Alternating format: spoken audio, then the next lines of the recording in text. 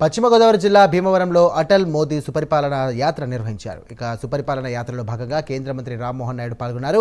వాజ్పేయిని స్ఫూర్తిగా తీసుకుని రాజకీయాల్లోకి వచ్చారని రామ్మోహన్ నాయుడు అన్నారు. అందరూ మెచ్చిన నాయకుడు వాజ్పేయి అని, ఇక ప్రాంతీయ పార్టీలకు సైతం ఊపిరి పోసిన నేత అటల్జీ అని గుర్తు చేశారు. నేటి యువతకు వాజ్పేయి స్ఫూర్తి ప్రదాత అని కేంద్ర మంత్రి చెప్పుకొచ్చారు. ప్రతి ఒక్కరూ ఈరోజు రాజకీయాలతో సంబంధాలు ఉన్న వాళ్ళం, రాజకీయ నాయకులుగా ఎదగాలనుకునే వాళ్ళం, ప్రజాస్వామ్యానికి బాధ్యులుగా ఉన్న వాళ్ళం, ప్రజాస్వామ్యాన్ని కాపాడుకొని ప్రజలకి మేలు చేయాలని క్షణం కూడా కృషి చేస్తున్నటువంటి వాళ్ళం. మన అందరికీ కూడా నిత్య స్ఫూర్తి ప్రదాత అటల్ బిహారీ వాజ్పేయి గారు అనేది మరొకసారి తెలియజేసుకుంటున్నాను. ఈరోజు మన భారత ప్రధానమంత్రి నరేంద్ర మోదీ గారి తాలూకా ఆధ్వర్యంలో భారతదేశం ప్రపంచంలోనే ఒక ఉన్నతమైనటువంటి దేశంగా ఈరోజు కీర్తించబడుతుంది. ఏ దేశాలకి వెళ్ళినా సరే ప్రతి ఒక్కరు కూడా మేము భారతదేశం నుంచి వచ్చామనంటే తలెత్తుకొని సెల్యూట్ చేసేటటువంటి పరిస్థితి ఈరోజు మన దేశానికి వచ్చిందనంటే దానికి కారణం నరేంద్ర మోదీ గారు అనేది కూడా తెలియజేస్తున్నాను.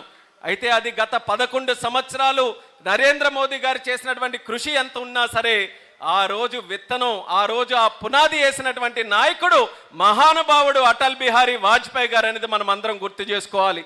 ఆయన కేవలం రాజకీయాల్లోనే నాయకుడు కాదు, ఒక రాజనీతిజ్ఞుడు. రాజకీయాలనంటే కేవలం అధికారం సంపాదించుకోవడం కాదు, ప్రజాస్వామ్యాన్ని కాపాడాలి, ప్రజలకి నిరంతరం కూడా సేవ చేయాలి. అది రాజకీయాలకు అసలైనటువంటి అర్థమని భారతదేశంలో రాజకీయాలకు ఒక సరికొత్త అధ్యాయం మొదలుపెట్టినటువంటి నాయకుడు. మొట్టమొదట కాంగ్రెస్ ఏతర ప్రధానమంత్రిగా ఉండి